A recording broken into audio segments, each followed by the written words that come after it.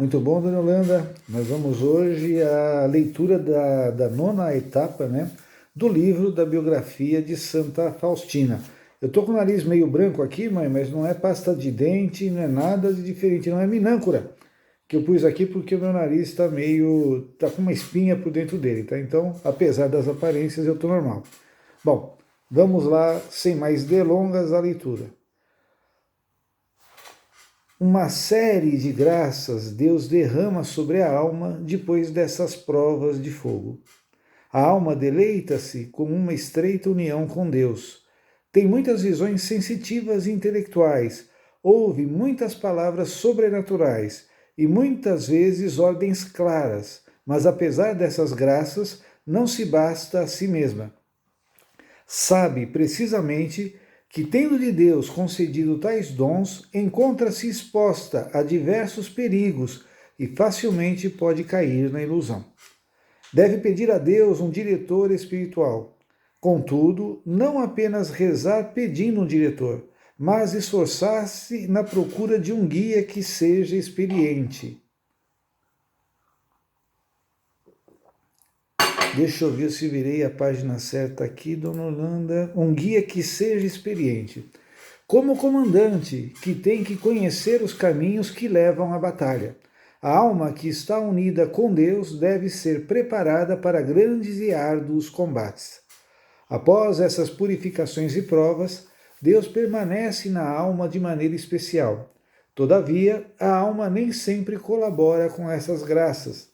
Não que ela mesma não queira trabalhar, mas porque encontra tão grandes dificuldades exteriores e interiores que é preciso realmente um milagre para que essa alma possa manter-se nessas alturas. Aqui se faz necessário um diretor. Frequentemente enchia-se de dúvidas a minha alma, e algumas vezes eu mesma me atemorizava, pois pensava que, afinal de contas, era uma ignorante e não tinha conhecimento de muitas coisas e menos ainda de coisas espirituais. No entanto, se as dúvidas aumentavam, eu buscava luz com o confessor ou com as superioras, embora não recebesse aquilo que desejava. Quando me abri com as superioras, uma delas compreendeu a minha alma e o caminho pelo qual Deus me conduzia. Enquanto seguia as suas orientações, comecei a progredir rapidamente no caminho da perfeição. Mas isso não durou muito tempo. Ao desvendar mais a fundo minha alma, não recebi o que desejava. Para a superiora, essas graças pareciam impossíveis, de modo que nada mais dela pude receber. Disse-me que não era possível que Deus convivesse dessa maneira com uma criatura. Temo pela irmã, porque talvez seja alguma ilusão. Que a irmã peça o conselho de algum sacerdote. Contudo, o confessor não me compreendeu e disse: é preferível que a irmã fale sobre essas coisas com as superioras. E assim eu andava das superioras ao confessor, do confessor às superioras, sem encontrar descanso. As graças divinas tornaram-se para mim um grande sofrimento. Dizia algumas vezes claramente ao Senhor: Jesus, eu tenho medo de vós. Não sereis algum fantasma? Jesus sempre me tranquilizava, mas eu continuava incrédula. Coisa estranha, quanto menos acreditava, tanto mais Jesus me dava provas de que tudo provinha dele. Quando percebi que as superioras absolutamente não me tranquilizavam, resolvi não falar nada mais dessas coisas puramente interiores com elas. Exteriormente, procurava, como boa religiosa, dizer tudo às superioras, mas sobre as necessidades da alma, daí por diante só falava no confessionário. Por várias e muitas justas razões, compreendi que a mulher não foi chamada a distinguir tais mistérios. Expus-me a muitos sofrimentos desnecessários. Por muito tempo, fui considerada como possessa pelo demônio e olhavam para mim com pena, e a superiora começou a tomar certas precauções a meu respeito. Vinha aos meus ouvidos que as irmãs também assim me consideravam, e escureceu o horizonte em minha volta. Comecei a evitar essas graças divinas, mas em vão, pois afinal isso não estava no meu poder. De repente ficava envolta em tão grande recolhimento que, mesmo contra minha vontade, mergulhava em Deus, e o Senhor me mantinha junto de si. Nos primeiros momentos, a minha alma ficava sempre um pouco atemorizada, mas em seguida uma estranha paz e força enchia a alma. Tudo isso ainda se podia suportar, mas quando o Senhor exigiu que eu pintasse aquela imagem, começaram a falar de mim abertamente e a olhar-me como se fosse uma histérica ou visionária. E tudo começou a se espalhar cada vez mais. Uma das irmãs veio falar comigo confidencialmente e começou a manifestar pena de mim. Disse-me: ouvi dizer que a irmã é uma visionária, que está tendo visões. Pobre irmã, procure defender-se disso. Essa alma era sincera e me disse sinceramente o que tinha ouvido, mas eu tinha que escutar coisas assim todos os dias. E quando isso me afligia, só Deus o sabe.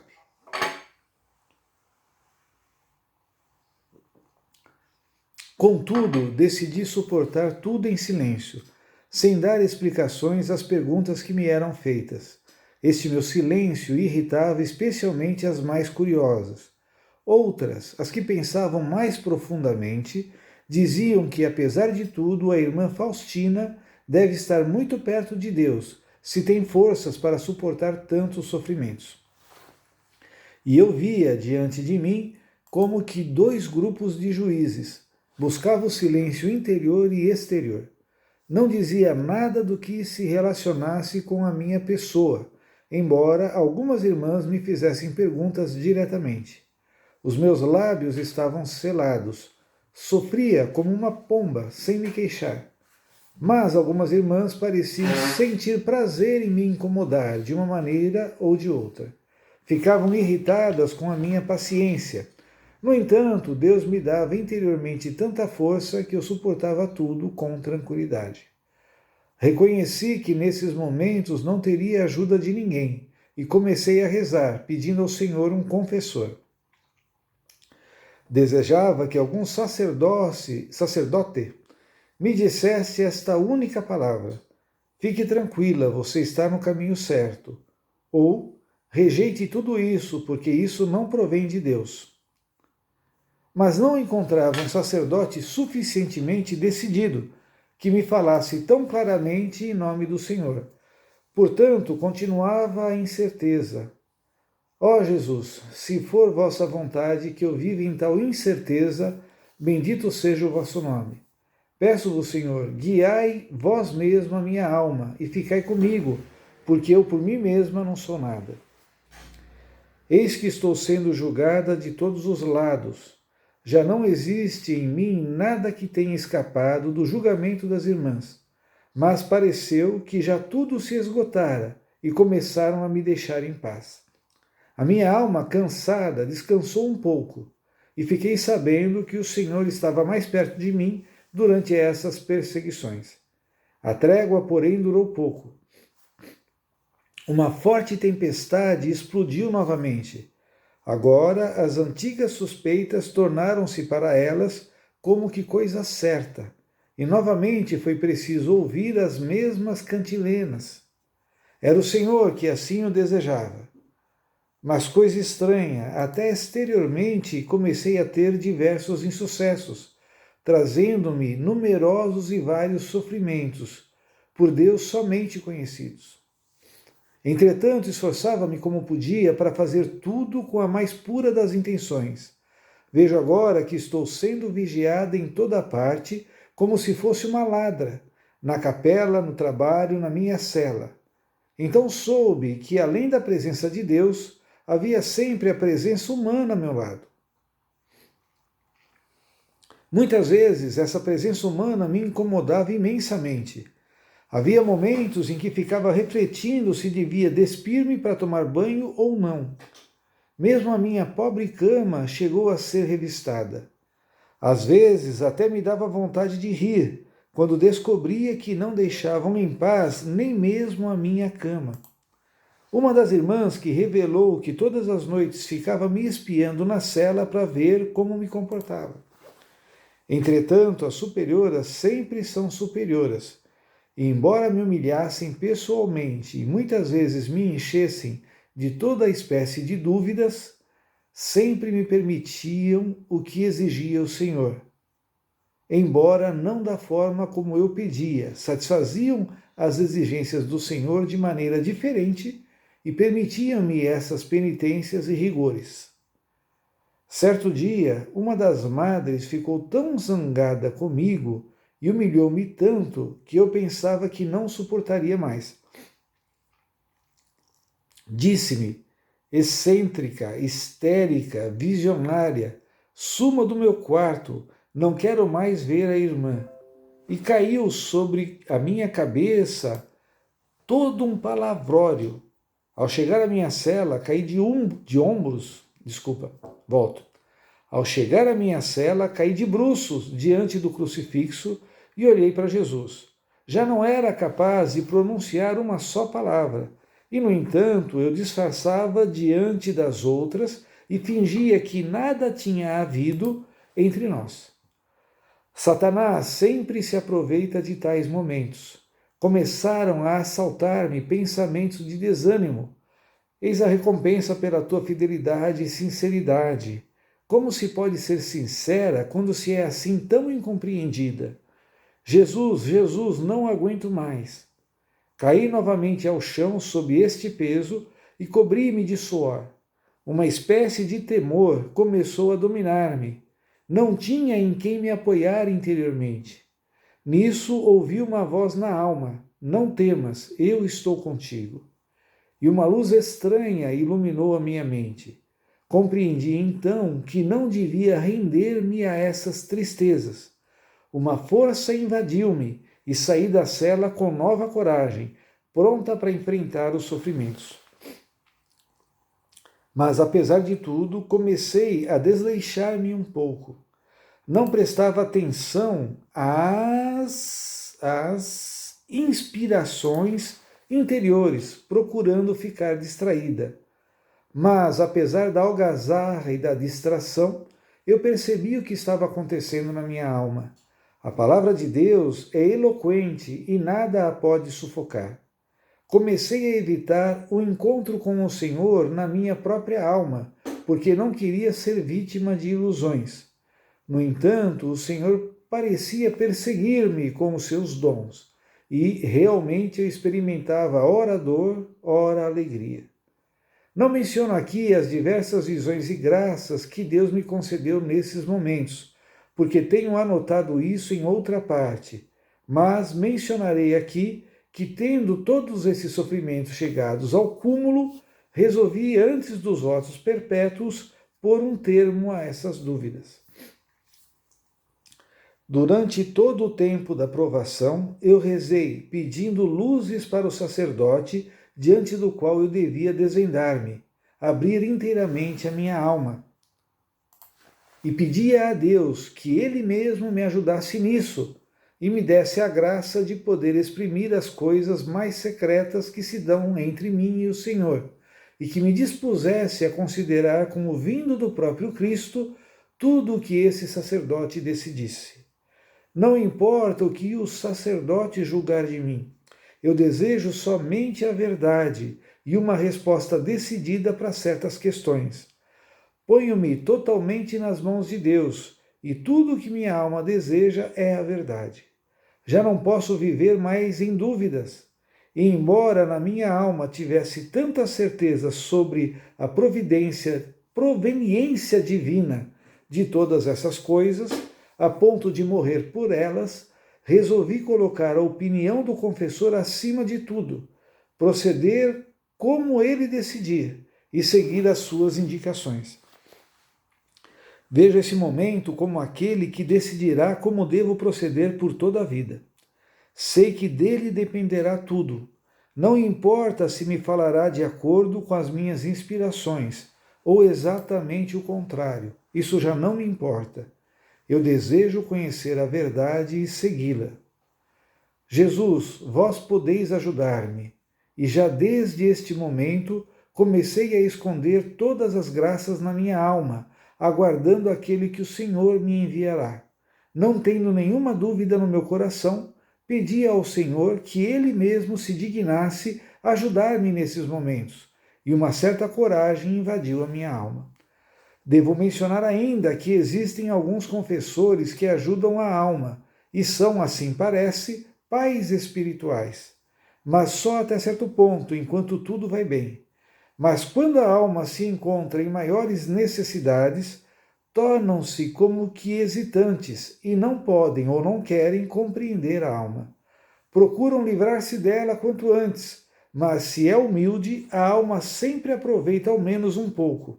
O próprio Deus, algumas vezes, lança um raio de luz no fundo da alma, pela sua humildade e fé. Às vezes, o confessor diz o que absolutamente não tencionava dizer, e ele mesmo não se dá conta disso. Acredite a alma que são palavras do próprio Senhor. Embora devamos acreditar que toda palavra dita no confessionário seja divina, o que mencionei acima é algo que procede diretamente de Deus. Também a alma sente que o sacerdote não é senhor de si mesmo. Diz o que não pretendia dizer. É assim que Deus recompensa a fé. Experimentei isso várias vezes por mim mesma. Algumas vezes eu tinha que me confessar com um certo sacerdote, muito culto e bastante respeitado, que sempre era severo e sempre me contrariava nessas coisas. Mas uma vez me respondeu: saiba, irmã, que se Deus exige que a irmã realize tais coisas, não se deve opor. Deus quer, por vezes, ser glorificado justamente desta maneira. Fique tranquila, pois se Deus começou, Deus terminará. Mas recomendo-lhe fidelidade a Deus e humildade, e uma vez mais, humildade. Nunca se esqueça do que eu lhe disse hoje. Fiquei satisfeita e pensei que talvez esse sacerdote me tivesse compreendido, mas as circunstâncias fizeram com que nunca mais me confessasse com ele. Uma vez chamou-me uma das madres mais velhas e como que do céu claro começaram a desabar raios, de maneira que eu nem sabia mais do que se tratava. Mas logo compreendi que foi por um motivo que absolutamente não dependia de mim. Disse-me ela: irmã, tire da cabeça que nosso Senhor possa conviver com a irmã tão familiarmente, com uma tão miserável, com uma pessoa tão imperfeita. Nosso Senhor convive apenas com almas santas. Lembre-se disso. Reconheci que ela tinha toda a razão, porque sou miserável. No entanto, continuo a confiar na misericórdia de Deus.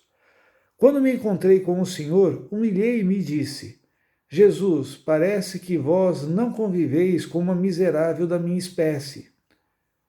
Fica tranquila, minha filha. Justamente através de tal miséria quero demonstrar o poder da minha misericórdia. Compreendi então que essa madre queria somente humilhar-me. Ó meu Jesus, vós me mandastes muitas provações nesta breve vida. Compreendi muitas coisas, até coisas de que agora me admiro. Como é bom entregar tudo nas mãos de Deus e consentir que Ele haja plenamente na alma. Durante a terceira provação, o Senhor deu-me a conhecer que eu devia oferecer-me a Ele, a fim de que pudesse fazer comigo o que lhe aprovesse. Devia sempre colocar-me na sua presença como vítima de oblação. No começo fiquei com medo, sentindo a minha miséria profunda, conhecendo bem a mim mesma. Respondi ao Senhor mais uma vez: sou a miséria em pessoa, como posso servir como vítima? Hoje não compreendes, amanhã te darei a conhecer isso durante a adoração. O meu coração e a minha alma tremiam. Essas palavras calaram profundamente na minha alma. A palavra de Deus é viva. Quando cheguei para a adoração, senti na alma que tinha entrado no santuário do Deus vivo, cuja majestade é grande e inconcebível. E o Senhor me fez conhecer o que são até os espíritos mais puros diante dele. Embora exteriormente eu nada visse, a presença de Deus me envolvia por completo. Nesse momento, a minha mente foi estranhamente iluminada. Surgiu diante dos olhos da minha alma uma visão que era como a de Nosso Senhor no Jardim das Oliveiras. Primeiramente, os sofrimentos físicos e todas as circunstâncias que os agravavam. Em seguida, os sofrimentos espirituais em toda a sua extensão, e ainda aqueles dos quais ninguém saberá. Essa visão englobava tudo: julgamentos injustos, difamações. O que escrevo é um resumo, mas esse conhecimento era tão claro que o que mais tarde passei em nada era diferente daquilo que experimentei nesse momento. O meu nome deve ser Vítima. Quando terminou a visão, um suor frio me cobria a testa.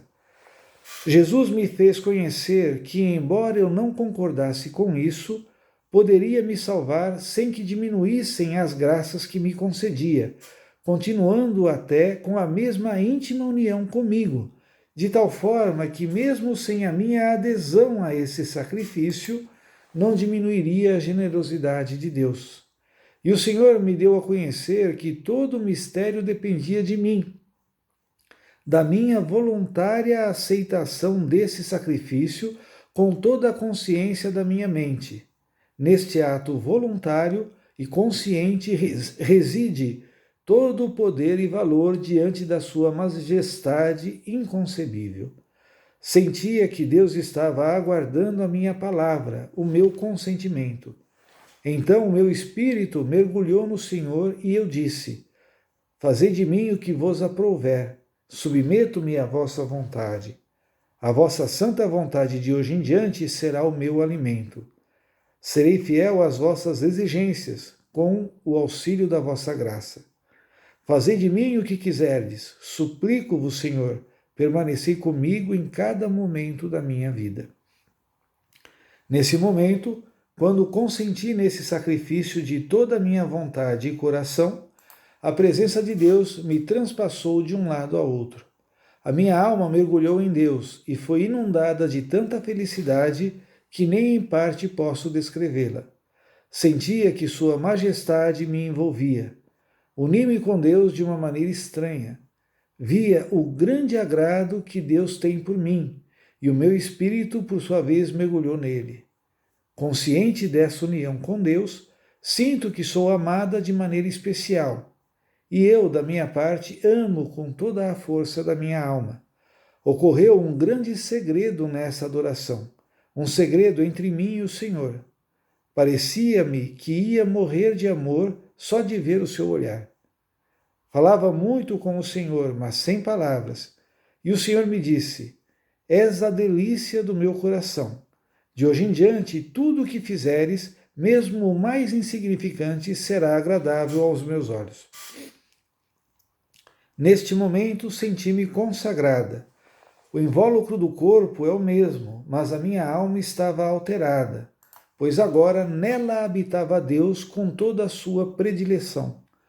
E isso não é uma mera sensação, mas uma realidade consciente que nada pode obscurecer.